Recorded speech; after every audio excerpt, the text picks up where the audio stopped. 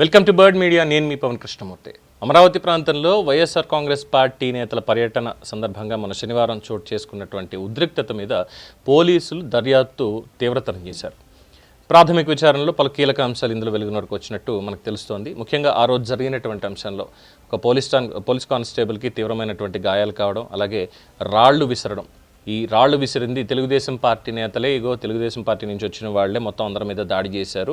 వాళ్ళు ఏం అమరావతి రైతులు కాదు, టీడీపీ నేతలు మాత్రమే వచ్చి వైఎస్ఆర్ కాంగ్రెస్ పార్టీ నేతలు పేరు నాని, అంబటి రాంబాబు, దేవినేని అవినాష్, లేళ్ల అప్పిరెడ్డి, పానుగంటి చైతన్య ఇలాంటి వాళ్ళందరి మీద కూడా దాడులు చేశారు. ఈ దాడుల నేపథ్యంలో అడ్డుకోవడానికి వచ్చిన పోలీసుల మీద కూడా దాడులు చేశారంటూ వైసీపీ ఆరోపణ. సరే, ఈ ఆరోపణ వీటన్నిటిని తర్వాత పోలీసులు అందించినటువంటి సమాచారం ప్రకారం ఈ వైసీపీ నేతల కాన్వాయ్ వెంట సాధారణ కార్యకర్తలతో పాటుగా క్రిమినల్ బ్యాక్గ్రౌండ్ ఉన్నటువంటి కొందరు వ్యక్తులు కూడా ఉన్నారు అని చెప్పి గుర్తించారు.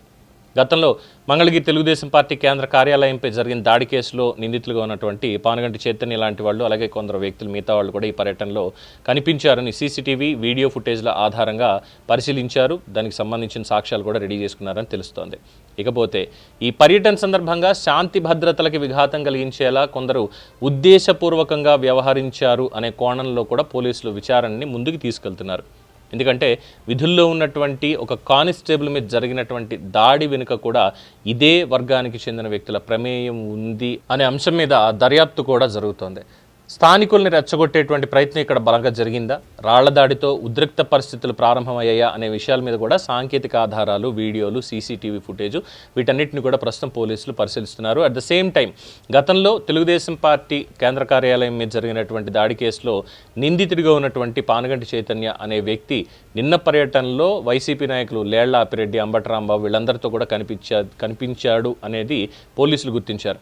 పాత కేసులో నిందితులుగా ఉన్నటువంటి వాళ్ళు మళ్ళీ ఈ రాజకీయ కార్యక్రమాల్లో ప్రత్యక్షం అవడం కూడా చర్చనీయాంశంగా మారింది. మరి దీంట్లో వీళ్ల పాత్ర ఎంత మేర ఉంది అనేది కూడా ప్రస్తుతానికి పోలీసులు ఆరా తీస్తున్నటువంటి పరిస్థితి.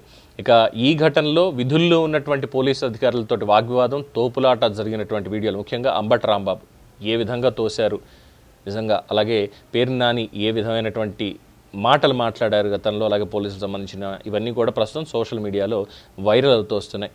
ముఖ్యంగా అంబటి రాంబాబు గురించి చెప్పుకున్నాం కదా, ఆయన పోలీసు అధికారిని తోస్తున్నట్టున్నటువంటి వీడియోలు ఎంత బలంగా తోస్తున్నాడు అంటే అక్కడికి ఏదో శత్రువు అయినట్టుగా దొమ్మి అన్నటువంటి పరిస్థితి అక్కడ దారితీసింది.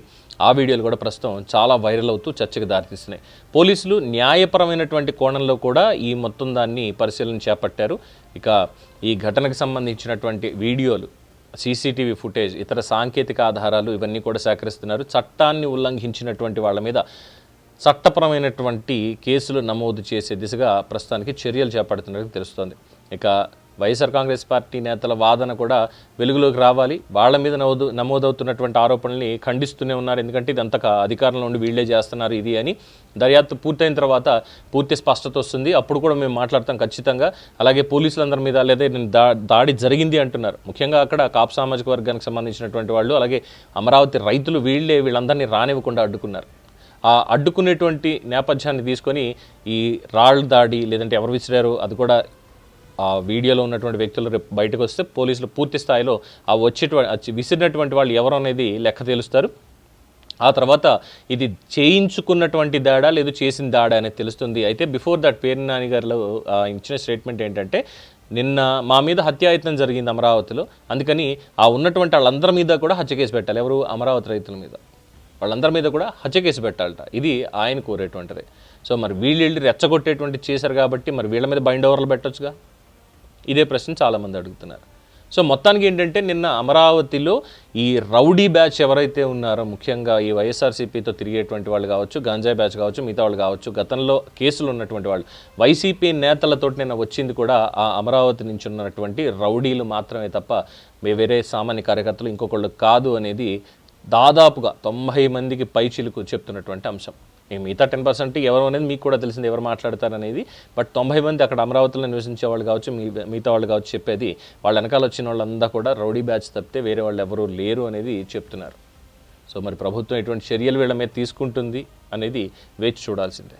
దీని మీద మీ అభిప్రాయం తెలియచేయండి. చూస్తూనే ఉండండి ది బర్డ్ మీడియా. ఈ వీడియో మీకు నచ్చినట్లయితే లైక్ చేయండి, షేర్ చేయండి, సబ్స్క్రైబ్ చేయండి. మరిన్ని అప్డేట్ల కోసం మా వాట్సాప్ ఛానల్ను ఫాలో చేయండి.